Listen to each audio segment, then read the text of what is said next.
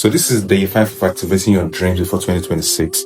The last time we talked about the 5 practical ways to find your dreams, where I mentioned you can actually find them through gifts, passions, strengths, pains, and your curiosity. So today we're going to go a little bit further, a step further, something deeper. Because now that you've actually discovered your dreams, what next? The next most important step is to start. When I mean starting, I don't mean waiting until you have the perfect plan, the right connection, or enough money. Starting means you're actually ready to walk in the process, no matter how small the first steps look. So today I want to share another 5 practical ways to start your dreams with intentionality. Number 1, which is very paramount and very important, start with what you have, not what you lack.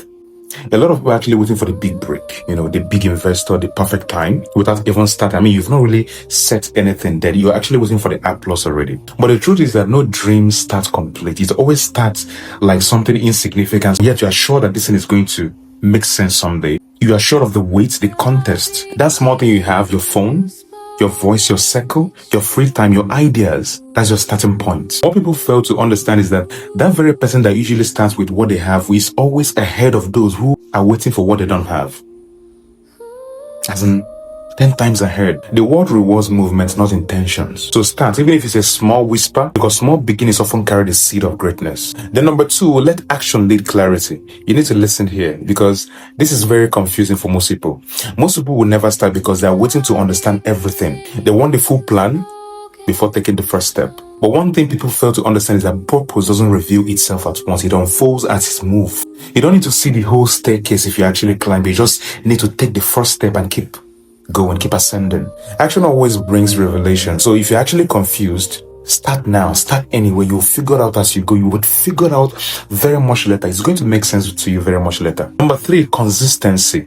Be very consistent in the smallest way possible. If you've started. Starting isn't a one-time event. It's a commitment, full-time commitment. Most dreams die not because people didn't start, but because they didn't stay in the process. They couldn't finish. You don't have to move fast. You just have to keep moving. Don't stop. Every day you show up. You water your dream, even if nobody's watching, even if nobody's applauding or validating what you're doing, and you know that what you're actually doing is right. Keep doing. Be your cheerleader. Even if there is no result yet, that's how greatness is built, quietly, in discipline. Remember, God honors the person who keeps showing up when nothing seems to be happening. I tell you. Number 4, detach from validation and fear of perception. This one will, even if you are consistent, even if you started and you will defy it. The moment you look towards validation or for people to start sharing you up, you will lose the journey. Or rather, will not finish the journey. It's you missing your step, because once you're waiting for people to validate you, to tell you are doing good, trust me, nobody's going to do that, because everybody's busy, not because they hate you.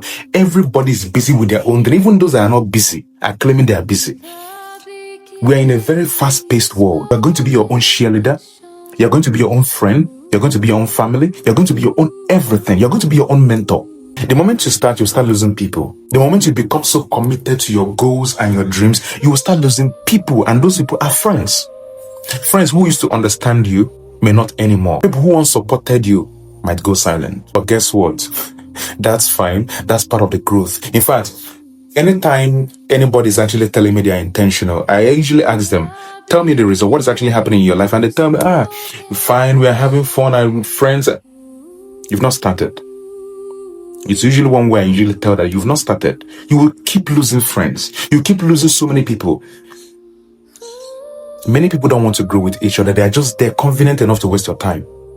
So if you're a dreamer, trust me when I say you have a lot of small-minded people surrounding you. But it actually means alignment. Alignment with a higher version of yourself. And not everyone will fit into this very version. So trust me on that. True intentionality is when you no longer do it for applause, but because you know it's who you were born to be. So detach from how people see you and stay loyal to what you've seen within yourself. Then number 5, create a system of accountability.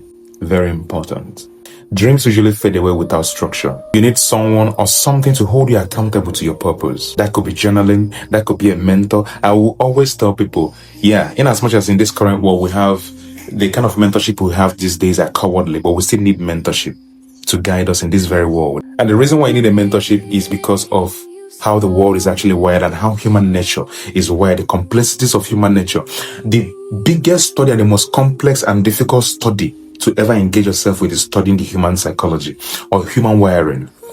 People will choke you. And as long as you're navigating this life, you definitely meet people, friendship, businesses, whatsoever is going to revolve around people. You need to study people. You need to learn people so you don't get trapped in the course of pursuing your dreams. Now, the easiest way to do this these days is to document your journey for the public, because sometimes your audience becomes your accountability. And it's more or less like what I'm doing here, because everything I'm actually sharing with you on activating your dreams before 2026 is from a place of how I activated my dreams in 2023 stroke 2024. And I'm right here documenting it, sharing the story, the journey of what discipline, purpose, how far has actually brought me. We're not there yet, but we're still going with the same level of consistency, with the same level of drive, zeal, and fire. We're not stopping. And that is the reason why I want to see you at the top. So starting is not all about money. It's about mindset. Along the way, you definitely see the money. The whole thing will start making sense to you. Your dreams will go bigger. The things you never knew that you would be part of your dreams will just from nowhere be part of the dreams. The people, the network, the refined ideas. Because I said, if you start, it's not the idea you started with is what you're going to end with. It will be well refined. Start. Just start and let readiness meet you on the way. I wish you well. See you on the next one.